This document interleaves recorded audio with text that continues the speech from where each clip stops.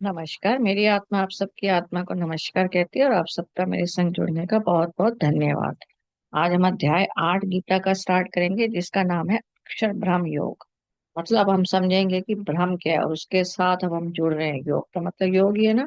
और अक्षर का मतलब क्या है? शर मतलब होता है जिसका नाशवान हो सके, जो खत्म हो सकता है। जुड़ गया तो मतलब जिसको डिस्ट्रॉय नहीं कर सकते, जिसको हम नाश नहीं कर सकते। तो ब्रह्म एक ऐसा तत्व है जिसका नाश नहीं हो सकता। तो वह कैसे है और क्या है, उसको हम आज समझेंगे।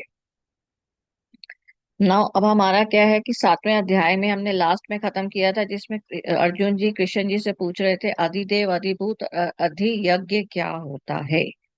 उसी से आगे कृष्ण जी हमारा 8वां अध्याय शुरू है, जिसमें हमको यही इसी के बारे में बताया जा रहा है।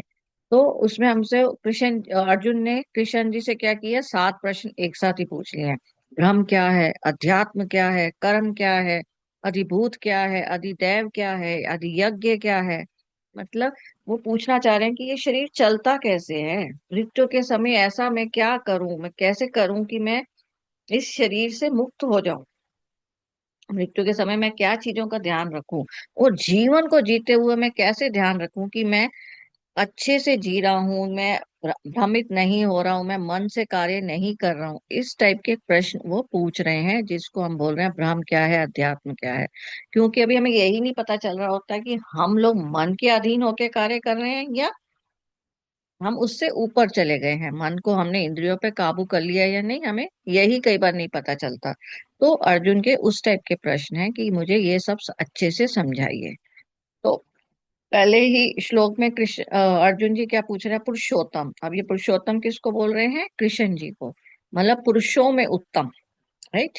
तो पुरुषोत्तम ब्रह्म क्या है, आत्मा क्या है, सकाम कर्म क्या है, भौतिक जगत है क्या, देवता कौन है। कृपा करके मुझको डिस्क्राइब कीजिए। क्योंकि अब मैं आत्मा, उन्होंने पहले भी बता चुके हैं कृष्ण जी, उन्होंने बताया कि भाई आत्मा क्या है, जिसको ना कोई काट सकता है ना मार सकता है। पर इससे हमको एग्जैक्टली नहीं समझ में आता कि एक आत्मा है क्या हमारे अंदर। तो उस चीज को अब वो समझना चाह रहे हैं कि आत्मा मैं कैसे समझूं, कि मेरे अंदर वो वाली आत्मा है जिसको कुछ भी नहीं होता। तो वो मैं कैसे समझूं, कृष्ण अर्जुन जी का ये प्रश्न है कृष्ण जी को। और अधिभूत क्या है, अधि यज्ञ क्या है, सेकंड श्लोक में पूछ रहे हैं अधि यज्ञ क्या है। और वहां पर अब पहले उन्होंने कृष्ण जी को क्या बोला, पुरुषोत्तम। अब क्या बोल रहे हैं, मधुसूदन। मधुसूदन क्यों बोला? क्योंकि कृष्ण जी ने मधु नामक असुर का वध किया था, वहां से उनका नाम मधुसूदन भी पड़ गया था। तो उन्होंने अब उससे बोला, हे मधुसूदन, इस पूरे यज्ञ का स्वामी कौन है, ये शरीर चल कैसे रहा है, और मृत्यु के समय मैं ऐसा कैसा ध्यान रखूं कि मैं इन सब चीजों से मुक्त हो जाऊं। नहीं तो मैं हर समय ये इस तरह दुखी होता रहूंगा, जैसे युद्ध में इस समय अर्जुन दुखी हैं, तो ये तो चलता ही रहेगा ना, निरंतर चलता रहेगा, कभी सुख कभी दुख। तो मैं इन सब चीजों से, इन प्रपंच से कैसे बाहर निकलूं, वह ये सब पूछ रहे हैं। तीसरे श्लोक में वह पूछ रहे हैं अक्षर ब्रह्म क्या है, ब्रह्म है क्या। हम मैं अगर जीव हूँ, मैं जीव आत्मा हूँ, तो ब्रह्म किसको कहते हैं, राइट। तो ये भौतिक जगत में मेरा ये भौतिक शरीर है, पर हमने ये भी सुन लिया है कि ब्रह्मा जी ने सृष्टि बनाई है। तो ब्रह्मा क्या है, ब्रह्म अर्थ, ब्रह्म शब्द का अर्थ क्या है, पर ब्रह्म का अर्थ क्या है। तो वो उसको तीसरे क्लोज में भी यही पूछना है। तो उन्होंने एक साथ से 7 से 8 क्वेश्चन एक साथ पूछ लिए हैं, जिसको हम डिटेल में अभी समझेंगे जब भगवान श्री कृष्ण उसको समझाने लगेंगे। अब हम यहाँ पर तीन को जो हमारे श्लोक है उनको डिटेल में समझते हैं। तो अब पहले क्या है, पुरुषोत्तम। पुरुषोत्तम शब्द क्या है, पुरुष प्लस उत्तम। पुरुष का मतलब क्या था, हमने समझा था आत्मा या चेतना कह सकते हैं ना। और अगर हम नॉर्मल में देखें तो मनुष्य जीवन जो है वो पुरुष कहलाता है ना। तो उनमें जो उत्तम है, जो सर्वश्रेष्ठ है, उसको क्या बोल रहे हैं, पुरुषोत्तम। तो बेस्ट अमंग ऑल, वो क्या है, पुरुष उत्तम, पुरुषोत्तम। तो अब ये पुरुषोत्तम क्या है, जैसे हमारे राम जी हैं, उनके लिए क्या फेमस है, मर्यादा पुरुषोत्तम, यही है ना। यही कहते हैं ना राम जी के लिए मर्यादा पुरुषोत्तम। तो मतलब वो मर्यादा में पुरुष थे। मर्यादा में उनके जैसा कोई भी नहीं हुआ, कि उन्होंने एक मर्यादा और अपने आदर्श जो जीवन के लिए धार लिए थे, उससे आगे उस टाइप का कोई आगे उसके बाद कोई इंसान पैदा ही नहीं हुआ, क्योंकि उन्होंने उन आदर्शों को इतना अपनाया था कि उनको अगर पत्नी का त्याग करना पड़ा था तो वो भी करने के लिए तैयार हो गए थे। इसलिए राम जी को बोला जाता है मर्यादा पुरुषोत्तम, कि अपनी एक मर्यादा जो नैतिक सीमाएं थी वो उसी में ही थे, क्योंकि वो किसके लिए बने थे? वो इस राज्य के लिए बने थे, राम राज्य के लिए। तो उनका पर्पस क्या था? कि राम राज्य मतलब सबके अंदर समान भावनाएं ही उत्पन्न करूं, तो उसके लिए उन्हें पत्नी का त्याग करना पड़ा, तो उन्होंने नहीं सोचा। तो वो मर्यादा पुरुषोत्तम मतलब मर्यादाओं में पुरुष उत्तम कौन है? राम जी। तो इस तरीके से हमें समझ में आता है कि पुरुषोत्तम का मतलब क्या है। अब पुरुष जो है वो क्या है, हमने समझ ही लिया था, चेतना है ना, आत्मा की चेतना। तो अब ये चेतना जो है, इसका जो विकास होता है उसके ऊपर कृष्ण जी के अर्जुन जी के क्वेश्चन है ना। अब हम क्या कहेंगे कि हमारे पास, हम लोग कह सकते हैं कि हम लोग अब तीन प्रकार के पुरुष हैं। एक तो हो गया शर, जो डिस्ट्रॉय हो जाता है, जैसे हम हैं। हम लोग इस जीवन में आते हैं और हमारा मृत्यु भी हो जाता है। और एक हो गया अक्षर, जो डिस्ट्रॉय नहीं होगा, जैसे विष्णु जी हो गए, शिव जी हो गए, वो डिस्ट्रॉय नहीं है ना, युगों युगों से चल रहे हैं। और शिव जी के साथ तो हमारी स्टोरीज भी फेमस हैं, कि पहले गोरा माँ, और सॉरी सती माँ आई, फिर सती माँ ने शादी की, फिर उनकी मृत्यु हो गई, तो फिर गोरा माँ ने उनसे शादी की। मतलब शिव वही रहे, पर जो शर कौन थी? सती माँ हो गई, है ना, कि वो उनका नाश हुआ शरीर का, तो वो शर आत्मा हो गई एक किस्म की। तो पर शिव जी वहीं के वही रहे, तो वो क्या हो गए? अक्षर हो गए। वो पुरुषोत्तम क्या हो गए? जैसे मैंने अभी बताया, ये कि जो सर्वश्रेष्ठ है। राइट ना, यहीं पे अब उन्होंने अधिभूत, अधियज्ञ, अधि, ये सब भी पूछा ना, तो अब इसको पहले हम समझते हैं अधि का मतलब क्या है। अधि का मतलब भी श्रेष्ठ होता है, मतलब सबसे ऊपर। मतलब अगर हम इस भौतिक जगत में रह रहे हैं तो सबसे अच्छा प्राणी कौन है? तो यहाँ पर वो क्या पूछ रहे हैं, भौतिक जगत में सबसे अच्छा कौन है? फिर अधिदेव, अधिदेव से उनका मतलब क्या है? कि जो इस जग को चला रहा है, जो कंट्रोलर है, जैसे ब्रह्मा जी हो गए, या विष्णु जी हो गए, या शिव जी हो गए, तो वो कौन है? आदिदेव से उनका ये तात्पर्य है। फिर आध्यात्मिक क्या है? अध्यात्म को मैं कैसे समझूं कि मैं आध्यात्मिक हूं या नहीं हूं? और अधियज्ञ क्या है? अब हम इसको धीरे धीरे आगे समझेंगे। तो ब्रह्म को समझने के लिए सिंपल सा जो जनरल अभी स्टार्ट में करें, तो सूरज क्या है? सूरज की एक अपनी रोशनी है जो हमको धरती पे दे रही है। अब इसी में क्या है, रात को क्या होता है? चंद्रमा की रोशनी है। राइट। पर चंद्रमा की अपनी रोशनी नहीं होती। चंद्रमा की रोशनी क्या है? जो सूरज की रोशनी चंद्रमा को पड़ रही है, वो रिफ्लेक्ट होकर हमारे धरती पर आ रही है। तो चंद्रमा का अपना प्रकाश नहीं है, अपनी रोशनी नहीं है, और सूरज की अपनी रोशनी है। तो सूरज की अपनी रोशनी है पर चंद्रमा की अपनी रोशनी नहीं। तो सूरज को हम ब्रह्म मानते हैं इसलिए, और जो हमारे शरीर में है इसलिए उसको आत्मा मानते हैं। राइट। तो सूरज क्या है? ब्रह्म है। पर चंद्रमा को हम ब्रह्म नहीं मानते। तो इस तरीके से हमें समझ में आता है कि ब्रह्म क्या है, जिसकी अपना प्रकाश हो। राइट। तो हमने पहले एक पिछले एपिसोड्स में हमने देखा ही था, प्राण आत्मा ब्रह्म, मैंने ये चित्र दिखाया था जो हमारा डे डे 4 में था, प्राण और आत्मा और ब्रह्म। तो इसमें हमें क्या था कि प्राण से आत्मा और वहीं से ब्रह्म है। तो अब जनरल में अगर समझें, तो अभी क्या होता है, जब दो स्त्री और पुरुष का मिलन हो रहा है, तो वीर्य जो होता है पुरुष का, वो जो है स्त्री के, वीर्य जो है पुरुष का, वो स्त्री के अंडे, अंडा जो होता है मतलब रज, उससे मिलता है। तो जो वीर्य मिलता है उसको हम कह सकते हैं ब्रह्मा या शिव।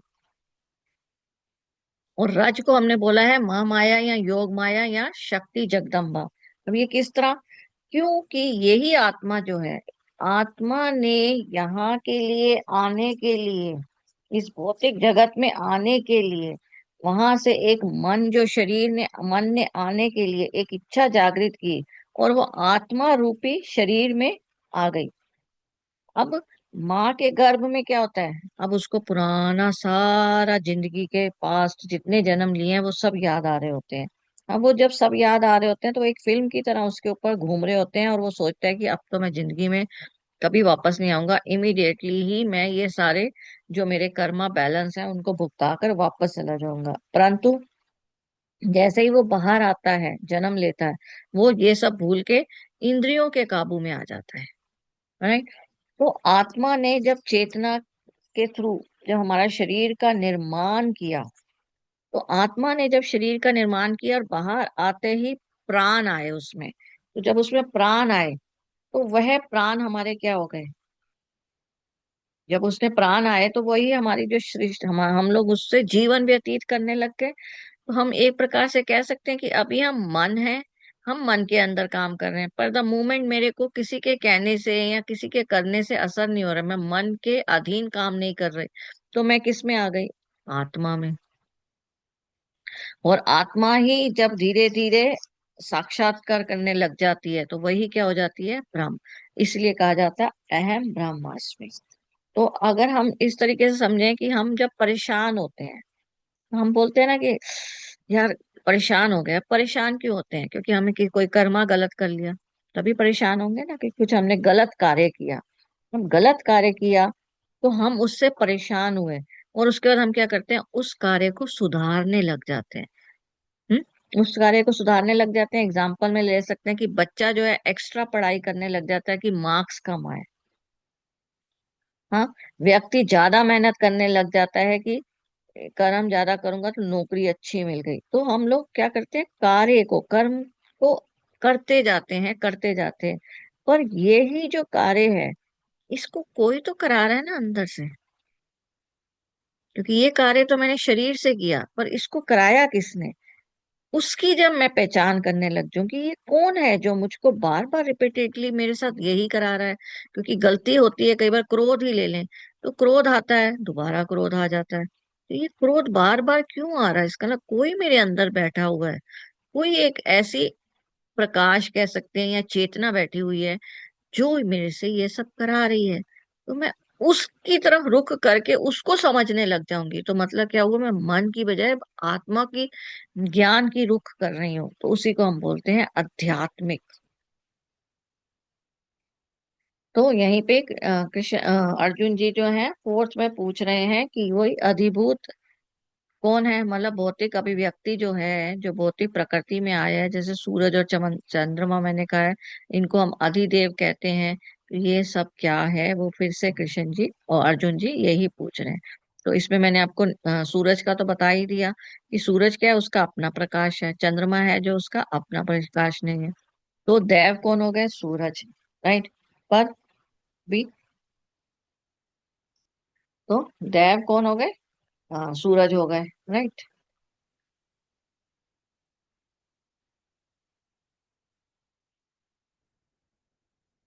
इन सबको समझने के लिए हम पहले समझते हैं यहाँ पर कि हमारा ओरा क्या होता है, तभी हमको धीरे धीरे इसका लॉजिक समझ में आएगा।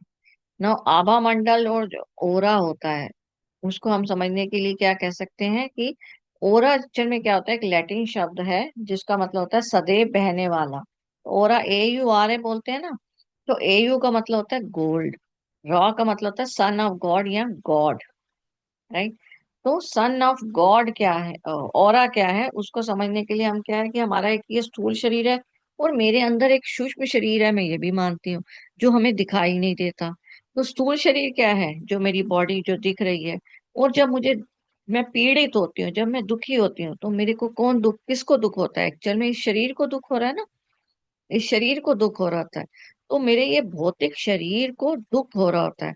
और सूक्ष्म शरीर, जो इसको अनुभव सूक्ष्म शरीर में जो ये हुआ, अब ये जो सूक्ष्म शरीर है, वहां से हमारा एक प्रकाश निकलता है। मतलब हमारे ऐसे कह सकते हैं कि जो हमारे अंदर की ये थी, जो सात हमारे ये थे चक्रास, इन इन ये जो एरिया है, वहां से जो प्रकाश निकलता है, वो प्रकाश क्या है? मेरे इस स्थूल शरीर के आसपास एक घेरा बना लेता है।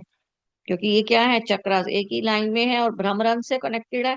तो भ्रमरंध्र से ये सारे चक्रास का ऐसे लाइन में है, और वहां भ्रमरंध्र से एक गोलाकार बन जाता है मेरे शरीर के ऊपर। तो जो शरीर के ऊपर जो मेरा बनता है, उसको हम एक किस्म का सूक्ष्म शरीर भी कहते हैं। तो वो हमारे स्थूल शरीर को घेर लेता है, उसको हम आभा भी कहते हैं, आभा मंडल। या ऑरा कहते हैं। तो मतलब ये ऑरा किस हिसाब से है? ये ऑरा हो गया आपका किस हिसाब से? आपका ऑरा किसके हिसाब से हो गया कि आप किस टाइप तरीके के सोच रहे हैं। अगर आप नेगेटिव विचार रख रहे हैं, अगर आपका विचार अच्छे नहीं है और आप बहुत ज्यादा भावुक हैं, बार बार दुखी होते हैं, तो आपकी ये ओरा क्या होगी? सिकुड़ जाएगी, थोड़ी छोटी होगी। जनरल में ओरा का साइज जो होता है आपका क्या होता है? 2 से 3 फीट होता है। पर जो बीमार व्यक्ति है, जिसकी नकारात्मक सोच है, उन सब की ऑरा क्या होती है? छोटी हो जाती है। उनकी 0.2 से 0.3 तक भी रिड्यूस हो जाती है, मतलब स्थूल शरीर के एकदम ही पास हो जाती है। अब ऑरा को समझने के लिए आप ऐसे भी समझ सकते हैं, अगर हमारे पास कोई इंसान हमें मिलता है तो हमें उसके पास अच्छा लगता है, और किसी के साथ हमको अजीब सा लगता है। तो किसी के साथ तो हमको बहुत अच्छा लग रहा है और किसी के साथ हमको अजीब लग रहा है। तो उस हिसाब से भी हमको समझ में आ जाता है कि ऑरा आपका क्या है, कि उसकी जो ऑरा है, उसके आसपास की जो एनर्जी बॉडी है, सूक्ष्म शरीर की जो एनर्जी बॉडी है ऑरा की, वो हमको क्या है? पसंद नहीं आ रही। तो वो हमको रिफ्लेक्ट कर रही है। तो हम उस हिसाब से अनईजी फील कर रहे हैं, और किसी का अच्छा लगता है तो हम उसके साथ अच्छा फील करते हैं। तो ओरा के हिसाब से हमारे को क्या होता है? एक इंसान अच्छा या बुरा लगता है। क्योंकि जो नकारात्मक सोच होगी, उसकी ओरा की आसपास की जो बॉडी होती है, वह थोड़ी वैसी होती है, नेगेटिव नेगेटिव नेगेटिव, मतलब माइनस माइनस माइनस आसपास भरा हुआ है। तो उसके पास जब दूसरा आता है तो वो उससे अनईजी फील करता है। क्यों? क्योंकि अब इसी तरीके से समझे तो हमारे चक्रास में हम बोलते हैं ना, मूलाधार, स्वादिष्ठान, इनके रंग भी बोलते हैं। उसी प्रकार से हमारे शरीर के आसपास भी वैसा रंग की एक ओरा बन जाती है। तो अगर मैं मूलाधार चक्र के हिसाब से ही चल रही हूँ, मतलब मूलाधार होता है भय का प्रतीक है। तो अगर मैं भय से चल रही हूँ, तो जनरल में भी आप करो तो कभी डर लगता है तो आप क्या होता है? आप सिकुड़ जाते हो। तो इसका मतलब आपका सूक्ष्म शरीर भी सिकुड़ गया। तो आपकी ओरा क्या है? असंतुलित है। आपकी ऊर्जा जो है वो थोड़ी अच्छी नहीं है। तो उससे क्या होगा? आप जल्दी बीमारियां कैच करेंगे। राइट। इसी तरह स्वादिष्ठाना चक्र का क्या है? नारंगी रंग है, ऑरेंज। और ये क्या है? मन का प्रतीक है। तो अगर मैं मन से बहुत जल्दी ग्रसित हो जाती हूँ, मुझे किसी ने बुरा कहा और मैं बुरा फील कर गई, तो मतलब क्या हुआ? मैं मन के हिसाब से कार्य कर रही हूँ, और उसी के हिसाब से मेरी ओरा चल रही है। तो मन से मेरी ओरा आज खुश है तो थोड़ी सी एक्सपैंड हो गई, दुखी हूं तो थोड़ी सी श्रिंक हो गई। ओरा मेरी एक्सपैंड और श्रिंक हो रही है। राइट। फिर मणिपुरा क्या है? उसका रंग है पीला। अब मणिपुरा में क्या है? उसको हमने क्या माना है? मणि मतलब प्रकाश। तो आपका क्या है कि आपके अंदर ऐसा बुद्धि का चमत्कार हो रहा है कि अब आप समझ पा रहे हैं कि जो सामने वाला कह रहा है, लेट इट बी, किसी ने आपको गुस्सा किया और आपको बाद में आपको ये भी पता चल जाता है बाद में कि अरे उसने गुस्सा इसलिए किया था क्योंकि उसको उसको उसके घर में किसी ने डांटा था, और वो मेरी सहेली ने मुझको इसलिए गुस्सा कर दिया। तो क्या हुआ? उसने किसी का गुस्सा किसी पे उतारा, और वो बात को मैंने अपनी बुद्धि से समझ लिया। तो मतलब मेरा ऑरा को अफेक्ट नहीं होगा ना। चल ठीक है, मुझे समझ में आ गई कि क्यों गुस्सा किया था, पर वैसे वो ठीक है औरत। तो इस तरीके से हमको मणिपुरा चक्र में हमारा ओरा जो है थोड़ा सा बेटर, मतलब थोड़ा एक्सपैंड हो गया। राइट। सॉरी। अनाहत चक्र में जो ओरा है वो क्या है? प्रेम का, जैसे कृष्ण जी को हम बोलते हैं। उस ओरा को हम कई बार प्रभा मंडल भी कहते हैं। राइट। तो उसमें क्या होता है कि वो क्या है? वो सबको प्यार करने देते हैं, पर वो खुद किसी के साथ लीन नहीं होते हैं। जैसे कृष्ण जी एग्जाम्पल है ना, उन्होंने सबको प्यार करने दिया। गोपियों ने प्यार किया, ग्वालों ने प्यार किया। फिर उसके बाद अगर द्वारकाधीश बने तो पूरी प्रजा उनको प्यार करती थी। पर यशोदा माँ प्यार करती थी। पर वो किसी के साथ भी क्या थे? एकदम लीन नहीं होते थे। वो प्यार करने देते थे। तो हरियाली लो, इसलिए इसका रंग भी हरा है। हरियाली या पहाड़ों में जाने से हमारा क्या होता है? हमारा मन खुश हो जाता है अपने आप। क्यों? क्योंकि हरा भरा दिख रहा है हमको। तो इसलिए अनाहत का चक्र का रंग क्या दिखाते हैं? हरा। तो ये ऑटोमेटिकली काफी बड़ा होता है। और कई लोग संत जो होते हैं, उन लोगों का तो 20 से 30 फीट भी औरा हो जाता है, उसको हम प्रभा मंडल भी कहते हैं। फिर उसके बाद विशुद्धि चक्र में क्या है? नीला। अब नीला कैसे है? आकाश। अगर उस किसी इंसान का इस टाइप का है तो क्या होगा? आकाश की तरह। तो आकाश क्या है? अनंत है। तो मतलब कितना बड़ा हो रहा होगा उसका। राइट। तो अब उस टाइप के ओरा वाले जो हैं उनका इतना आनंद होता है कि उनकी वाणी में इतना मिठास है कि हर कोई उनकी बातें सुनना पसंद करता है। तो इस हिसाब से हमें औरा पता चलता है। फिर उसी के बाद आ जाता है हमारा आज्ञा चक्र। आज्ञा चक्र में हमारा क्या है, जहां पर हम बिंदी लगाते हैं ना, वह आज्ञा चक्र है, और वहां पर उसका कलर क्या होता है, बैंगनी होता है। ठीक है।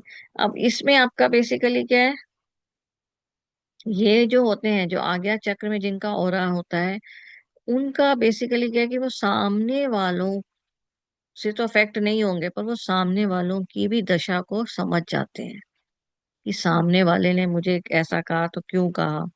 तो वो उनका ऑरा जो है, इस तरह कह सकते हो कि आप 30 से 40 फीट भी बड़ा होता है, इतना लंबा हो जाता है, बड़ा हो जाता है।